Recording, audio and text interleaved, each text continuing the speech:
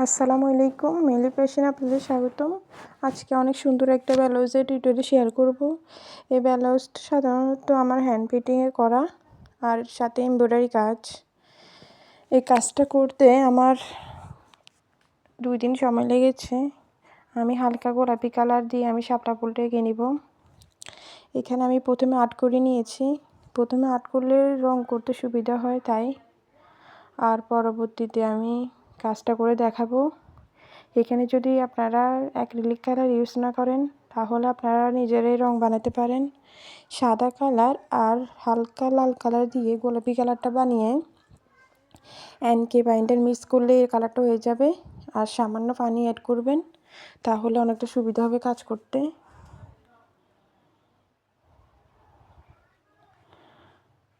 আর যেহেতু এই কাজটা থিকনেসটা ঠিক রাখতে হবে, কারণ এটা ব্লাউজের উপর সুতার কাপড়ের উপর করা, তাই পানির পরিমাণটা বুঝে শুনে দিবেন।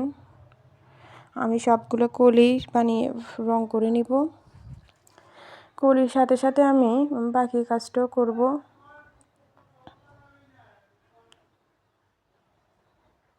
হ্যান্ড পিনে কাজ করার জন্য ধৈর্যটা অনেক গুরুত্বপূর্ণ। এই কাজে কিন্তু ধৈর্য দিয়ে করতে হবে। ধৈর্য না ধরলে এই কাজটা কিন্তু সুন্দরভাবে হবে না।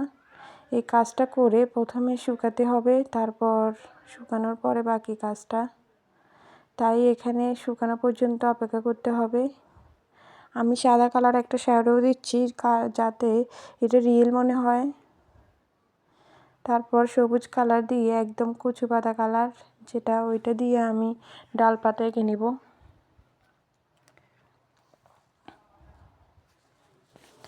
ডাল পাতা আঁকার পরে আমি তারপর ডালের উপর পাশে থেকে আমি পাতা অ্যাড করে নিব।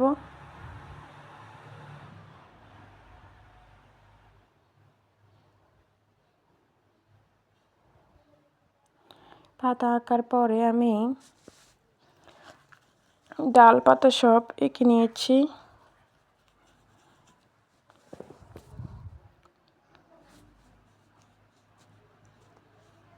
তারপর ডালের সাথে সাথে আমি পাতার কাজটাও করব।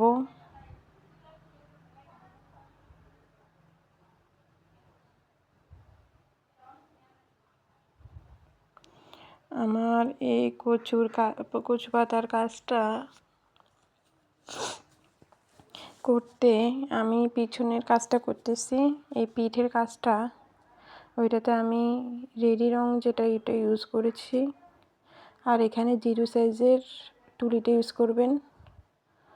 তারপর দেখা যাক বাকি কাজটুকু।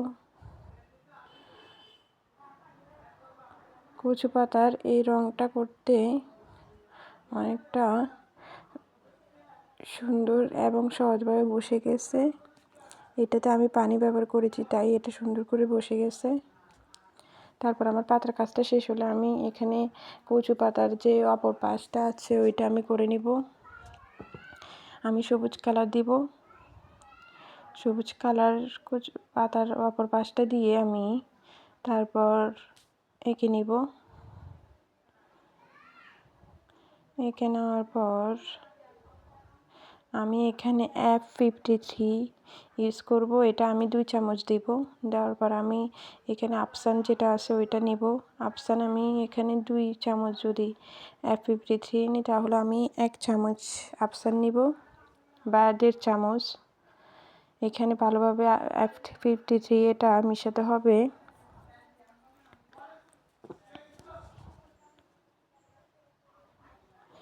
মেশানোর পরে আমি বাকি কাজটুকু করব।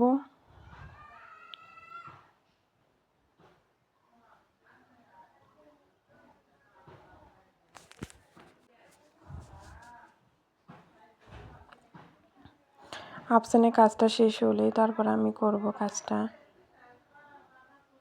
কাজটা করার পরে আমি হ্যান্ড পিনের কাজ শুরু করব। এখানে আমি আফসানের এখানে কালারটা আসতেছে না, তাই আমি এখানে হলুদ কালার ইউজ করব।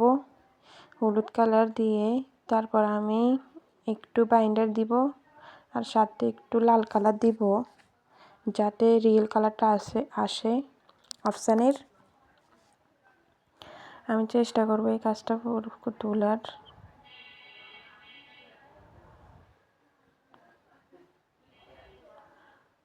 এই কাজটা করতে আমার বেশি সময় লাগেনি। আমি আর এখানে আস্তে ধীরে এটা ভালোভাবে মিশাতে হবে।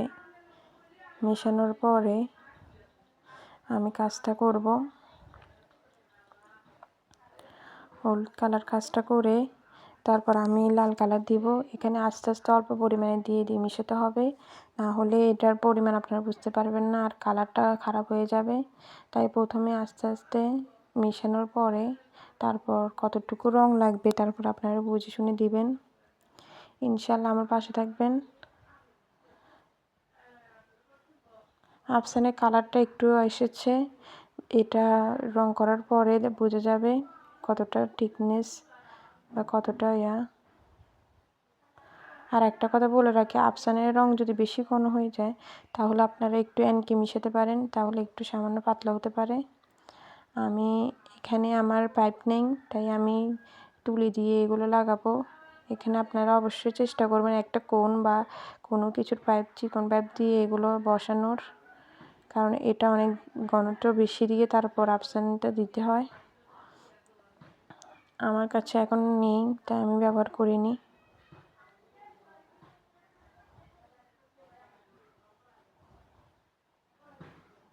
আপনারা আমার ভিডিওতে আমার জন্য দোয়া করবেন, ইনশাল্লাহ আমি যেন আমার পরবর্তী কাজগুলো করতে পারি।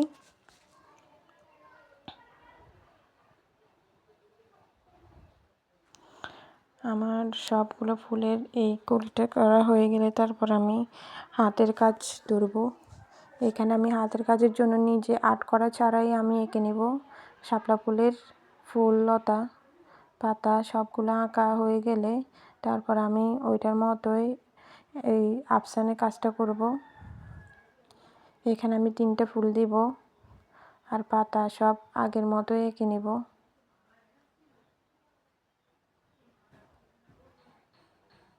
এঁকে নেওয়ার পর কচু পাতার কালারটা দিয়ে আমি বাকি কাজটা করব।